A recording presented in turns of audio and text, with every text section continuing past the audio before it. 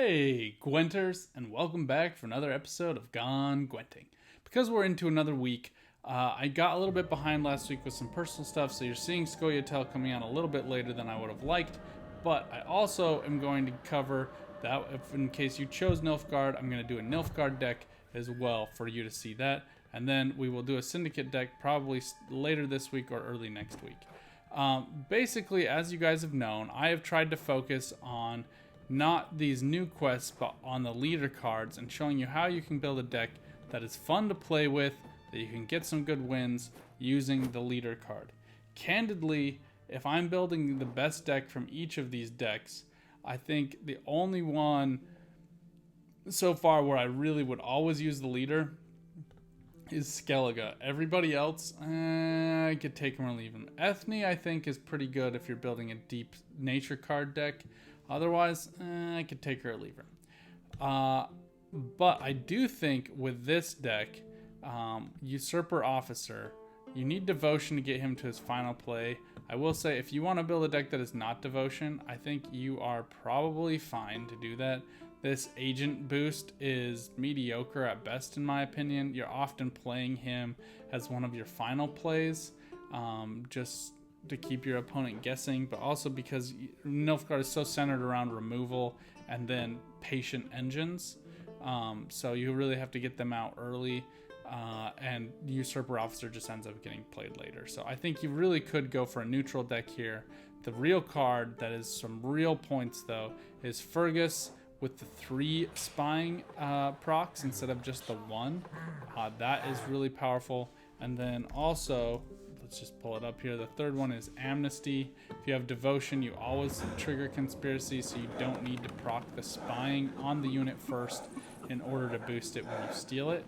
So you'll just always get that with Devotion. So that's kind of the basics here. I will say my favorite deck right now is running Enslave. So as usual, I do recommend playing 12 Tactics just so that you can get that broad usability of that Enslave. We are not able to run Royal Decree, which I think is finally a fitting match for Nilfgaard, that Royal Decree tactic boost is not playable as part of a Devotion deck because it's neutral. So instead, we are going to run War Council for a look at top 3 cards, and then a broader package of units and plays to get us as many points as we can through removals, and then Imperial Enforcers with the spying, Amnesty for the steals, Experimental Remedies to loot their graveyard more than anything. There's no real assimilation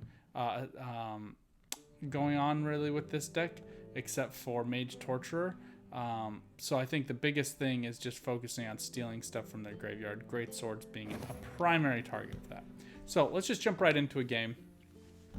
I have found that the biggest thing that matters this season, to be honest, is just playing a lot of games and getting a good sense for what the necessary final play or general game strategy for each of the decks is. And depending on who we see here, I'm going to give some different thoughts, but I've been playing a lot of games against Congregation lately, and notice one thing I will share, regardless of who we're paired up against here, Congregation really does well in a final round where they just get to spawn all of their people. And so you have to be really thoughtful about how to force them into a bleed situation, especially if you're playing on blue coin. It can be really difficult trying to manage backwards into forcing them into a bleed situation for second round, because you really don't want them to have a big third round. I've also noticed for draw dependency, a lot of people are just waiting to play Diaz Irae on final round, which is interesting because it is that Echo card, and it is, in my opinion, the best of all of the Echo cards. It looks like we had an error. We'll jump back in here. The reason for that is just because it plays for so many points. So it does 3 damage to a unit, and then if you get Death Blow, it will boost all units on your side by 1. If you do not get a Death Blow, it still does the 3 damage and will still boost all Fire Sworn units on your side as well. So you can get some massive point play with or without the Death Blow. I think that if you The reason why it's such a good flexible card is because I'm seeing basically 2 packages. One is just a giant fire swarm deck where you're just playing for points, getting out as many token units as you can, playing the boom knights as I've seen them written, using those fallen knights to get as many points as you can from the spawns, using Hemmelfart to get tons of spawns, lots of stuff with those. So just some things to think about. Uprising is turning out to be one of the more flexible leaders, and it's hard to say what we will need or what we can use until we watch him play. We got pretty lucky on draws here. I'm happy with these tactics, and a Fire Scorpion. Fion is a great hold. We have Mage Torturer for final round to do a lot of spying synergy with Imperial Enforcers, or we could play them this round. But let's actually think about keeping tactics. We will put Tourney Joust away. This is the one downside when you get all your good cards all at once. And assess. Here we go. Too much power. So I think we might be playing a slow roll round this round. But basically the whole play with this deck is just the typical hefty Helga removal deck that we all know and love. But instead going for this spying synergy with the Imperial Enforcers as well, so you can just put out a ton of damage. Let's see here. We can get a spy down on a unit, and we can use coup de grace to trigger that respawn. I'd like to see if he has any neutral cards first, though. So let's go ahead. None of these guys are row locked except for Damien. So let's go ahead and put Magna Division on ranged row. Let's see if he wants to get a 2-point hit on this Magna Division with maybe another card to wipe it off. We'll just have to see.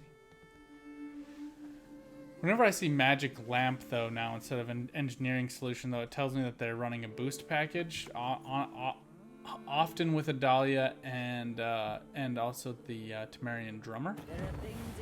I'm seeing a lot of these Carrick Frigates as well.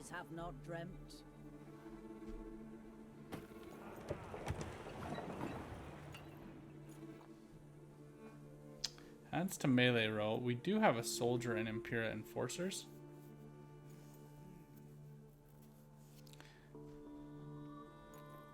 We actually could go Fion. It'd be a bit of a deep play with Damien here. But he did throw down a Dahlia and a Carrick Frigate. So he gets the extra Carrick Frigate, which I think is just a great play right here, right? That this Carrick Frigate is bronze. That's pretty awesome. Yeah, I think if he wants to go hard this round, we'd let him. We have some stuff that we could put up a fight with, but not a lot. We'll go ahead and put down these Enforcers.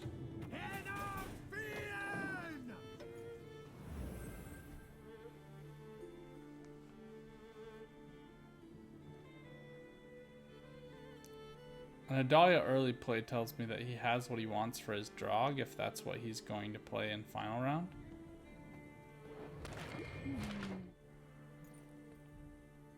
Carrick also plays pretty well with Drog, I've found. You can just spawn these volunteers and then use a Drog to just flip them all, right?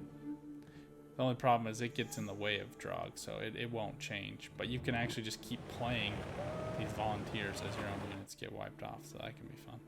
Left, right, left, right. So if I'm ever going to use Enslave on the Carrick Frigate, it'll probably be next turn.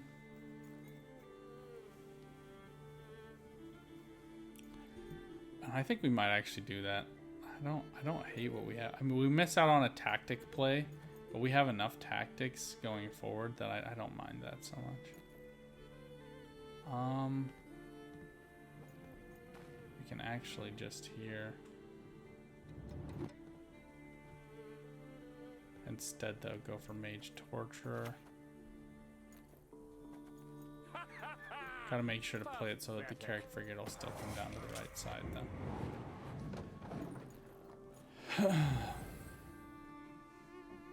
He might wipe this off with something. There's a couple of plays that he has in a Northern Realms deck that can wipe off a 2-point card. Alright, Trident Infantry's good play. To arms!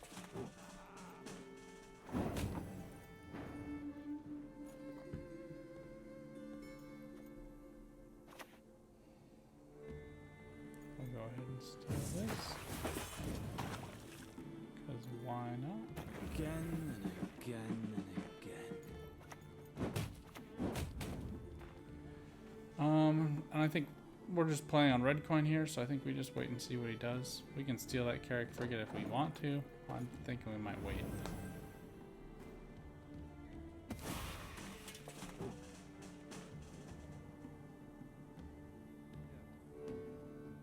Could also just play Damien and then wait to see what he does.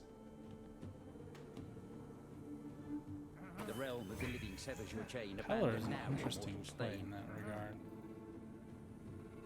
In this scenario.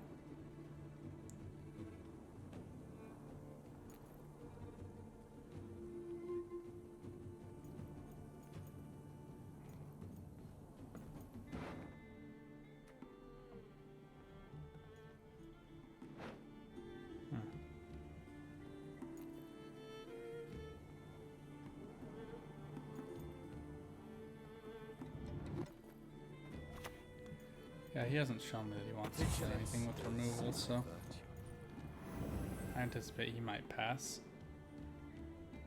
He could have boiling oil, though. The other card I'd worry about is Carrick Guard with the move, but he's too slow on that one, so. And we miss this if we don't play it, so we might as well.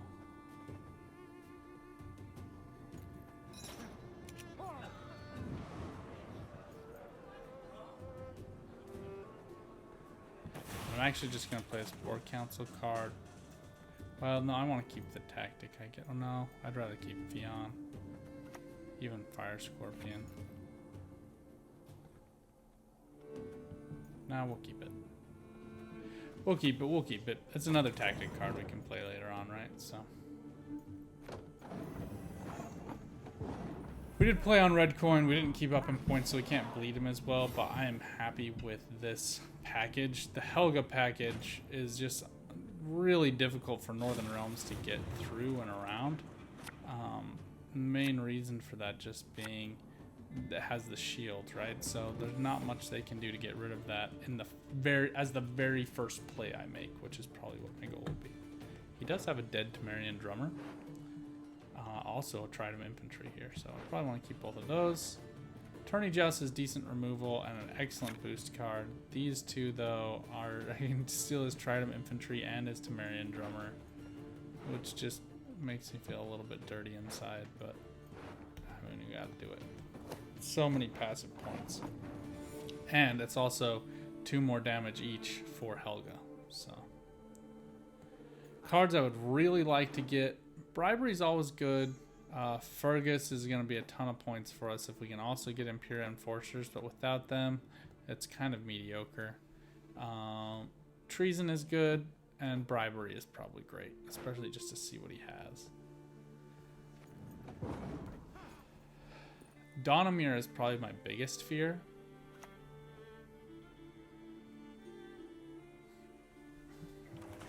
Just because I don't have a great way of getting around Donamir with the shield.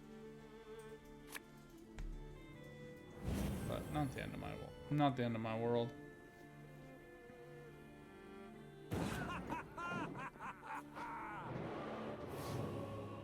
Sergeant tells me he's still going very much for a boost package, so I expect him, especially with Uprising, to really go hard toward Visigard.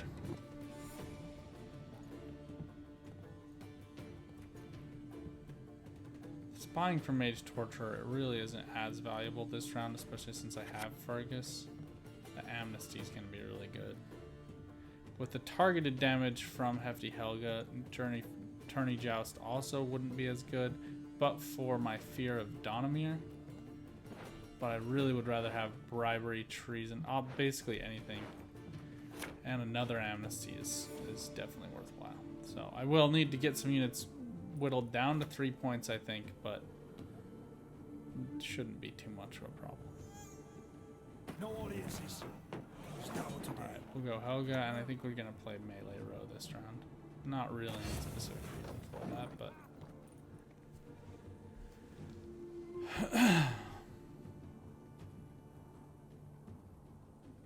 and there's just unfortunately for him, there's just no way to really get rid of it, right? Like, I mean, he can go for a lock, but he has Peller here, so if he goes for a lock, I'm just gonna steal his Peller.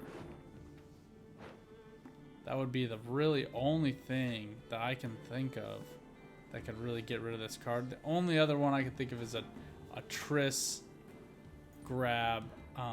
Yeah, Onseus is really not gonna do it. He's gonna get the armor could punch through, right? I'd have to count that. He needs to boost it one more time. All right, so Onseus I should have thought about with that armor. That actually was a good play on his part. So we have less removal now. We have to think a little bit forward here. Here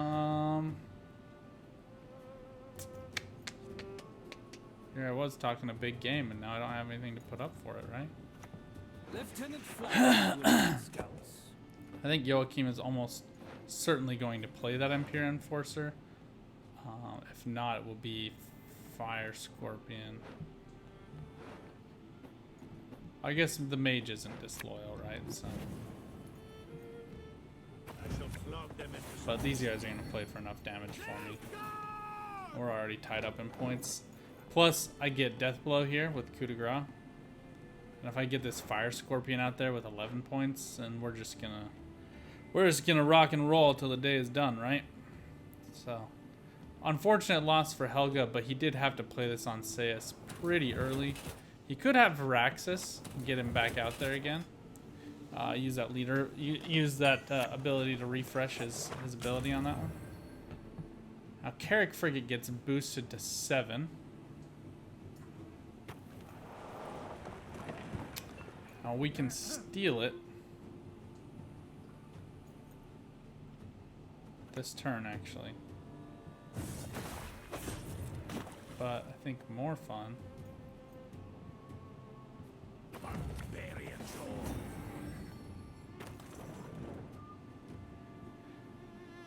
Yeah, we could steal it and then play our infantry up there. He doesn't have a great way of removing these anytime soon.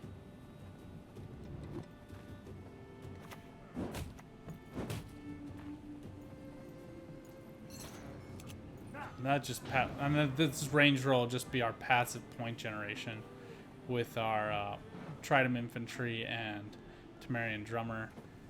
Theon also is Soldier, so we have some flexibility there. And I think we'll probably see Theon a little bit later. Just want to suss out a few more of whatever he's going to play. All right, Reynard is typically a pretty good play.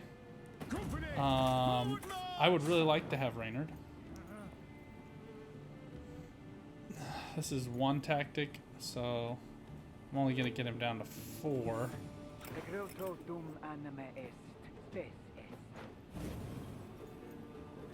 An army's a waste of time for me. Maybe we should have gone Trident Infantry that turn. I don't see him having any removal, and when I do it, I want it to be all at once. I don't want him to know I'm targeting Reynard, right? So I would rather just go bam, bam, bam, which will be available to me next turn with the Experimental Remedy or Theon. I'm thinking Theon, just so we can protect this Temerian Drummer just a little bit better. Because if he drops down Visigard right now, he could boost up, and that could actually work out for him.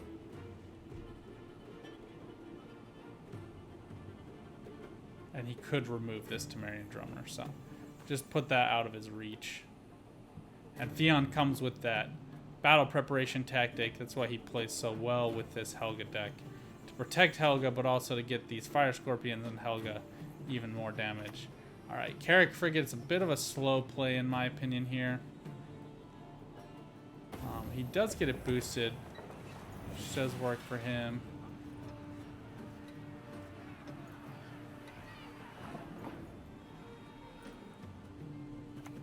Yeah, I think we get this boost here. Iron might. Can you smell it? Victory is on the wind. Oh. I didn't really want to do that yet. Getting too eager. Too eager to play these amnesties.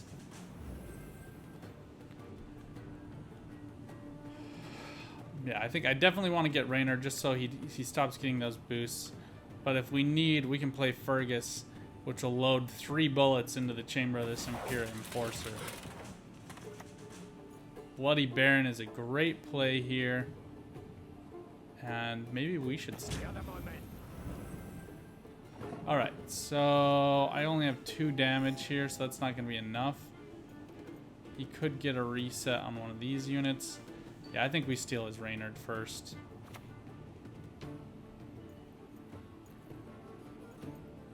It's unfortunate we're going to have somebody reset by Baron as he's boosted, but it's kind of like... It's fine. It counts as a tactic, so we do get 1 more bullet in the chamber for this, for our Fire Scorpion.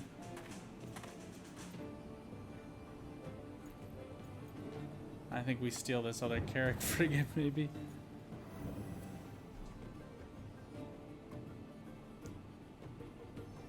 Now when we play down our Temerian, our Trident Infantry, he'll come with that boost too. From Reynard. So he'll actually get boosted and then get boosted at the end of the round. We miss out on some room for spawning these volunteers. We also don't want to spawn them all because they're not worth as many points as our homeboys spies. That's fine. Now let's see if Bloody Baron goes for the reset bleed here. If he doesn't, that's going to be our play with Fergus.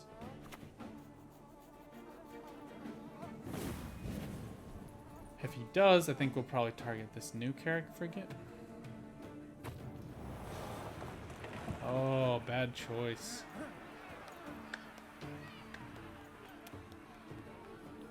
Okay, we gotta do 2 damage to him. I think the only guaranteed way of doing that is with Fergus. Give me my son. Oh, they both have 6 points, so...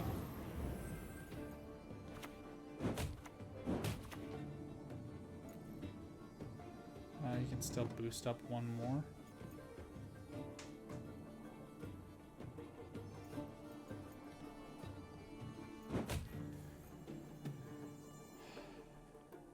I'm just gonna wait on this Carrack frigate, I think. Wait to see what happens.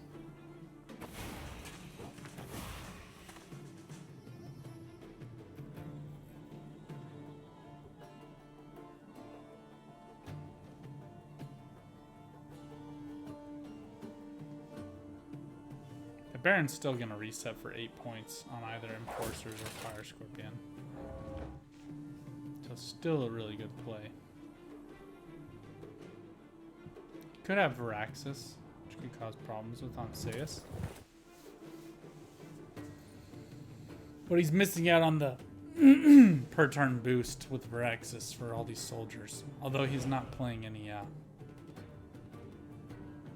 units.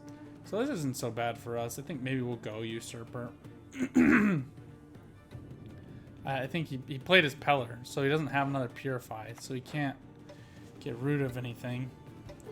Excuse me.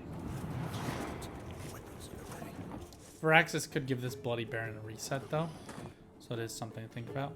But I think we're just gonna roadblock him.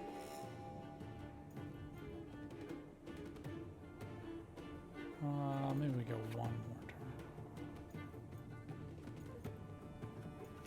turn. Don't actually roadblock him quite yet, so.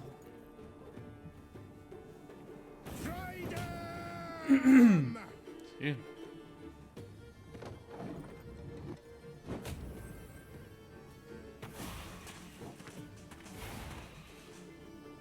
He might also want to be preventing us from playing our guys, right? So that's something to think about as well.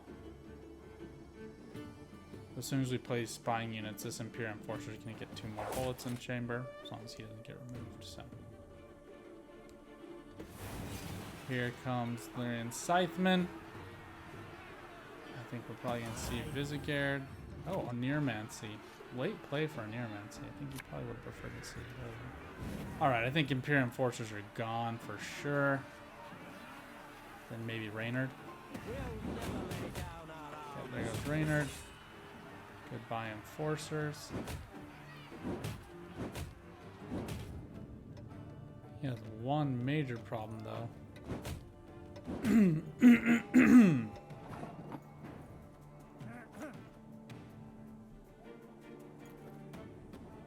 I don't want to be able to kill this, even though I miss out on those 2 points.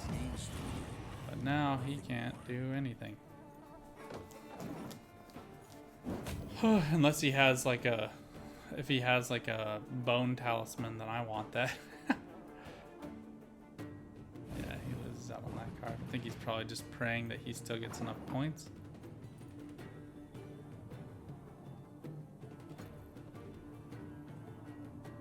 Alright, those are back. Now we just want to get the most points possible. So I think we'll probably go for the... Yeah, I don't have enough to get rid of that, to get that Carrick frigate down, right? That's unfortunate. Alright, I think we just steal Joachim here. Although I guess we could just steal Volunteer, but we'll steal Joachim back. And that's the W. So anyway, pretty fun deck. I've really enjoyed it. I think the row block is really important with those operatives. That's why he often plays so late. That's why I don't think you should really focus on agent synergy. I know some other decks are. I think this one plays a little bit better. It's more fun. I love this. I love the unit steal. Lots of stuff you can do with that. I think if I were to go back, the one thing I would change from that game is not stolen that Carrick frigate so early and thought about the row block that would have been happening anyway. Reinforcements would have been worth less to him that way. I don't think there's really anybody else that he wanted to reinforce. I mean, most of his cards are gold, actually. So, anyway, lots of fun we can have with that premium base keg right here that we get from Season of the Griffin. Let's pop that open, figure out what that is. But thank you guys all so much for joining. Please let me know what you think in the comments down below.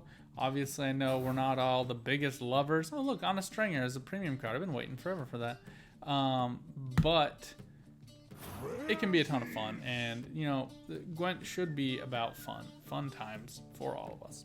So I hope you guys are getting out there, having fun, and sharing those fun times with other people, and not getting bogged down by the race to top 500. Instead, just thinking more broadly about how you can enjoy Gwent this season. There's still a lot of time left as you figure out the enjoyable decks that also get you the wins. That will help you settle in a little bit better and make it up to pro. And as you guys know, you can see here, I'm not up to pro this season. A lot of that honestly has been intentional. I have been working up to 25 games with each of the decks. That way, by the time I go pro, I can pick which ones are the best. If I was to pick my 4 right now, it would probably be Nilfgaard, Monsters, Skellige, and Northern Realms. I think Syndicate is pretty fun to play with Fireswarm, but they have a lot of weaknesses, and as the meta adjusts and more Ignis get added to decks, I think they're going to have a lot of problems.